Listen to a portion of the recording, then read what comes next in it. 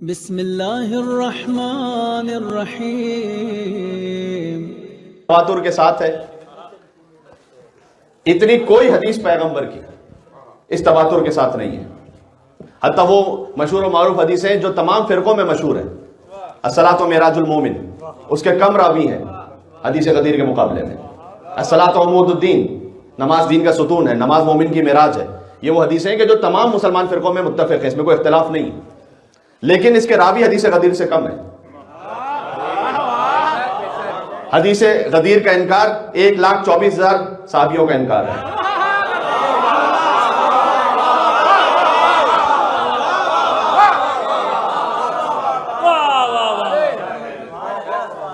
تو حدیث غدیر، لہذا علامہ امینی نے تو کی ہی محنت، یعنی انہوں نے تو 40 سال الغدیر لکھنے میں جو محنت کی کہ 11 جلدیں لکھی، اور کہا 40 سال میں میں نے 10,000 کتابوں کو از اول تا آخر ایک ایک حرف پڑھا ہے اس کا.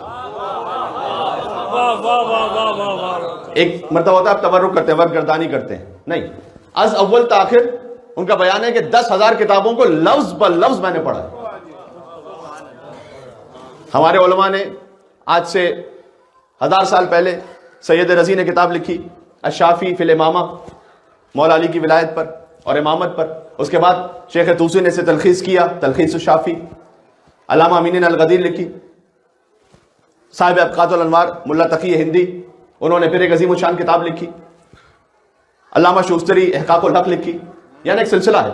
تو اب مسلمانوں کا کوئی بھی فرقہ ہو، حتیٰ کوئی متشدد فرقہ بھی ہو، ایکسٹریمزم پر اگر وہ مائل ہے، اس کے باوجود بھی غدیر کے واقعے کے انکار پر اب ان کے پاس کوئی جواز نہیں بچا کہ غدیر کا واقعہ نہیں ہوا تھا.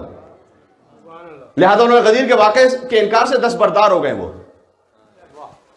کہتے نہیں واقعہ تو ہوا تھا.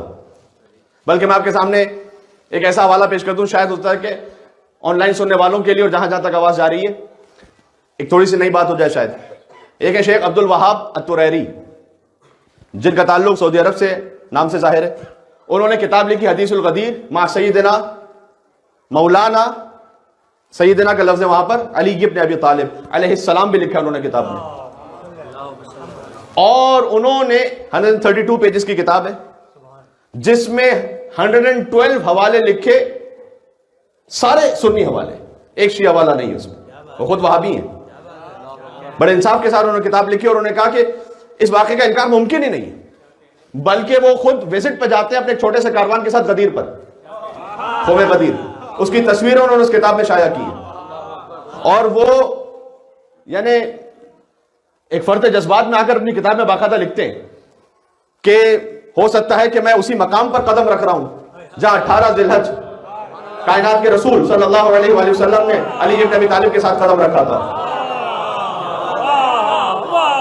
میں اسی فضا میں سانس لے رہا ہوں جہاں رسول اللہ نے سانس لی تھی. وہ اپنی کتاب میں لکھ رہے ہیں، کہتے ہیں پہاڑوں کو مخاطب کرتے ہوئے کہتے ہیں کہ اے پہاڑوں، تم کتنے خوش نصیب ہو کہ 18 ذی الحج تم نے غدیر کا خطبہ سنا تھا.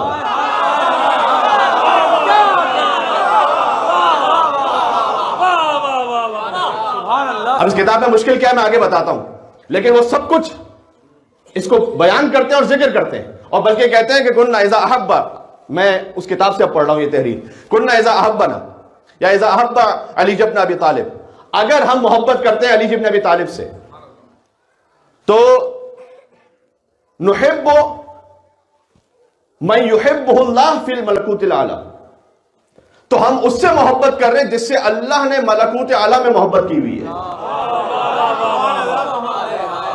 پھر کہتے ہیں کہ اگر ہم علی ابن ابی طالب سے محبت کریں تو ہم اس سے محبت کر رہے ہیں جس سے عرش و فرش پر رسول اللہ نے محبت کی ہوئی ہے. تو علی سے محبت کیا جرم ہے؟ تو حدیث غدیر کا انکار ممکن نہیں رہا. اس لیے آپ دیکھیے گا کہ اردو سپیکنگ علماء میں بھی وہ جو مشہور و معروف علماء ہیں، انہوں نے واضح طور پر گزشتہ 3-4 سال سے کہنا شروع کیا کہ ہم فقط شیعوں کی دشمنی میں علی کو مولا کہنے سے پیچھے نہیں ہٹ سکتے، اس لیے کہ واضح ہے کہ علی کو رسول اللہ نے مولا کہا ہے. اور کیسے انکار ہو سکتا ہے؟ سب سے قدیمی کتاب راد اہل سنت کی مسند احمد ابن حنبل، اس میں 5 جگہ غدیر کا ذکر موجود ہے. من کنت مولا فعلی مولا کی تعبیر کے ساتھ موجود ہے. لہذا حدیث غدیر کا انکار ممکن نہیں رہا.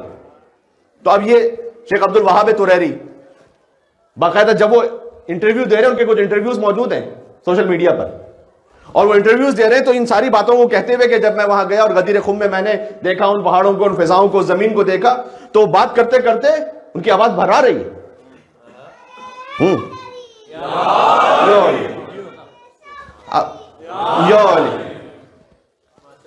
اب آگے مشکل کیا ہے پھر کتاب میں؟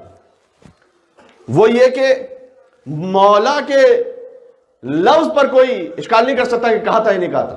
ہاں مولا کے معنی کیا ہے؟ باقی باتیں تو ابھی تھوڑی سی بات میں کرتا ہوں، جتنا وقت ایک جملہ کہہ دوں. ارے میں قبول کر لیتا ہوں چلے کہ مولا کے 22 معنی ہے، بخیر کا تو ایک ہی معنی ہے نا میرے بھائی.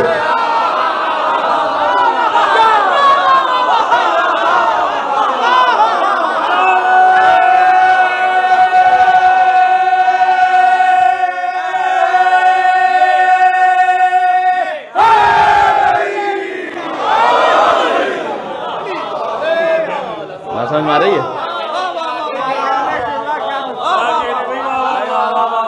تو مولا، انہوں نے کہا کہ مولا کے معنی، اچھا جو میں نے نام لیا عبد الوہاب طریری، انہوں نے بڑے ادب احترام سے اپنی پوری گفتگو کی، لہذا ان پر میں کسی قسم کا کوئی تبصرہ اس انداز سے نہیں کرنا چاہتا کہ جب انہوں نے جس انداز سے بات کی ہے تو میں بھی چاہتا ہوں اسی انداز سے بات کی جائے. لیکن میں اتنا عرض کرنا چاہتا ہوں کہ مولا کے حوالے سے یہ جو ایک عام مفہوم کو پھیلا دیا گیا کہ مولا کا مطلب دوست ہے. اب یہ اپنے اپنے ذوق کی بات ہے کہ رسول اللہ کو آپ کس معیار پہ سمجھتے ہیں. ارے ترجمہ تو آپ کیجئے. جملہ رسول اللہ نے فرمایا، خطبہ دیا، طویل خطبہ تھا، 110 جملے خدائی حمد و ثنا پہ بیان فرمائے. اب 110 کے عدد کو جو نہ سمجھ سکے اسے اس محفل میں نہیں بیٹھنا چاہیے.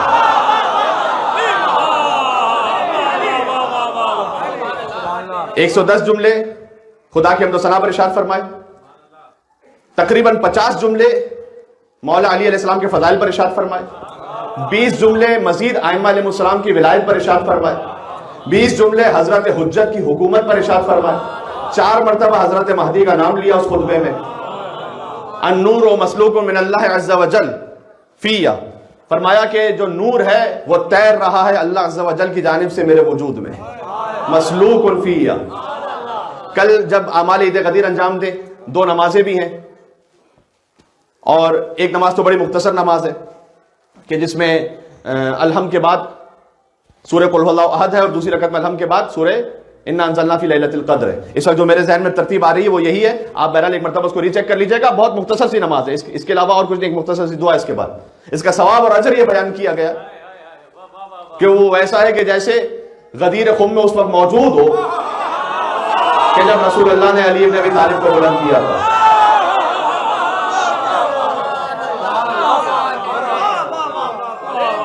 اگر آپ اپنے آپ کو وہاں پر موجود پانا چاہتے ہیں، ہائے ہائے ہائے، تو اس نماز کو پڑھیں. پھر ایک اور نماز ہے کہ جس میں وہ بھی 2 رکعتی نماز ہے کہ جس میں سورہ الحم کے بعد سورہ توحید ہے 10 مرتبہ، آیت الکرسی ہے 10 مرتبہ، سورۃ القدر ہے 10 مرتبہ، 1 لاکھ حج 1 لاکھ عمرے کا ثواب ہے. دیکھیں جب رسول اللہ بیان فرما دے نا یا امام معصوم کی زبان سے صادر ہو جائے تو یہاں پر ایگزیجوریشن نہیں ہے کہ بڑھا چڑھا کر کہہ دیا، جو ہے وہ ہے. 1 لاکھ حج 1 لاکھ عمرے کا ثواب. کل کا جو روزہ ہے وہ روزہ آپ انشاءاللہ ضرور رکھیے، اس لیے کہ حضور نے فرمایا ہے کہ اگر کوئی قیامت تک زندگی پائے اور قیامت تک ہر دن روزہ رکھتا رہے تو اس کا ثواب کم ہے، غدیر کے دن روزہ رکھنے کا ثواب زیادہ ہے.